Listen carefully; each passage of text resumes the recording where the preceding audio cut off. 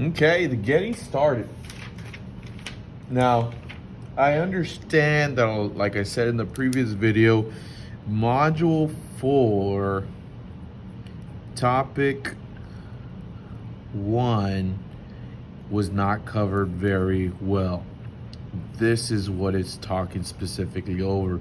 So I would definitely pay attention right here just to make sure we can identify every key component, which are called key attributes.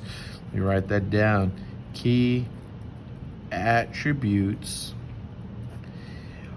from this quadratic function. Make sure you know that this function is called quadratic. Okay? Quadratic. Terrific. I'm gonna make some points real fast of the important pieces of this function. First off, I'm gonna identify my x-intercepts. Next, I'm gonna identify my y-intercept. Next, I'm gonna identify my vertex. After that, let me get a different color pen. Gonna do my axis of symmetry by doing a dashed line. Obviously, this is not 100% accurate because I'm drawing on it. Can we graph this? Most definitely.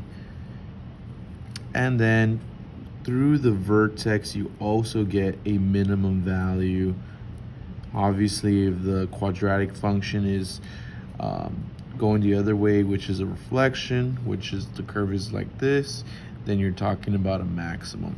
Okay, so let's talk about each piece real fast. Part 1. Grab another pen. Right there, these are my x-intercepts. Let me double check that you can see this on the camera. Nope. Ew. Those are my x-intercepts, which are also called my zeros. This word is a star test word. It pops out all over the star, so make sure you know it. There are 2 other names, my roots and my solutions. This is the word that we're going to focus on specifically today as well, because we're looking for some zeros. Next, this point is my y-intercept.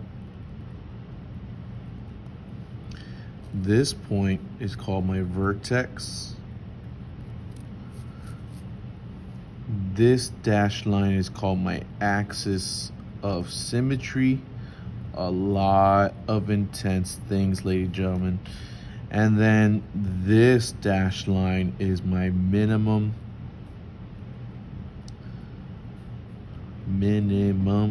doesn't look right, value.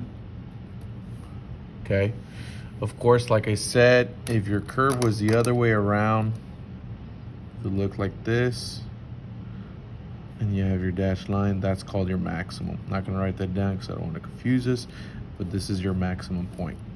Okay, terrific. That's letter A. Take a moment, pause it if you need to. Looking at letter B.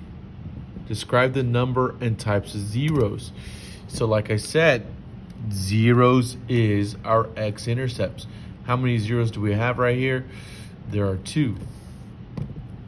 So for h of x, there are 2 zeros.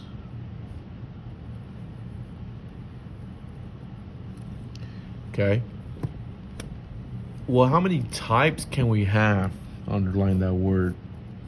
How many types can we have? We can have none, 1, or 2. None, 1, or 2. In this case, we do have 2 for this function, but there are options of none, 1, or 2. Of course, if we come across this stuff, we'll definitely talk about it.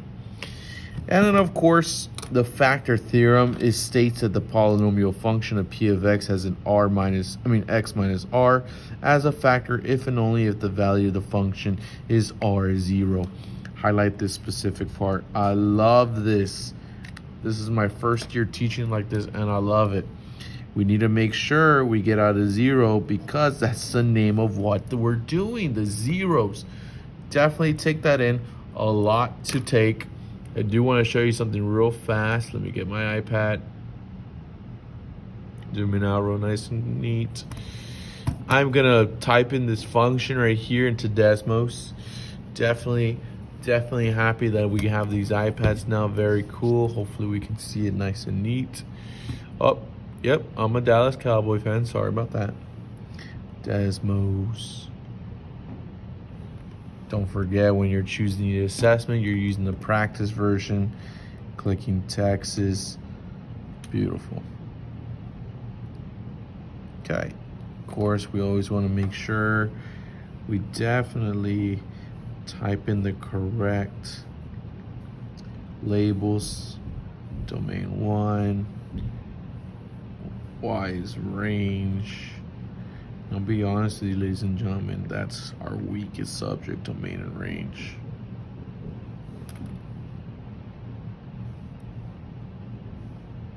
I wonder if I can make this smaller. Kind of. Terrific. I typed it kind of fast, but still, like I said, I'm going to type in what we have right here is a function h of x. Let's see, ABC's h parentheses x equals 2x squared, 2x to the power 2 plus 5x plus, no, I'm sorry, minus 12. Now it's really hard to see that this function that we just did on our iPad, my iPad, is the exact same thing as this. Of course, I can move it around, and as we can see, we have our zeros. They give us a point. Those are our zeros. A lot of light. Next, my y-intercept right here, -12. And then my vertex, which looks pretty ugly, but that's my vertex right there. Okay? Of course, if you have a Chromebook, laptop, whatever you have, definitely play around with Desmos because that's what's going to help you pass the STAR for sure as well. Okay? Next video.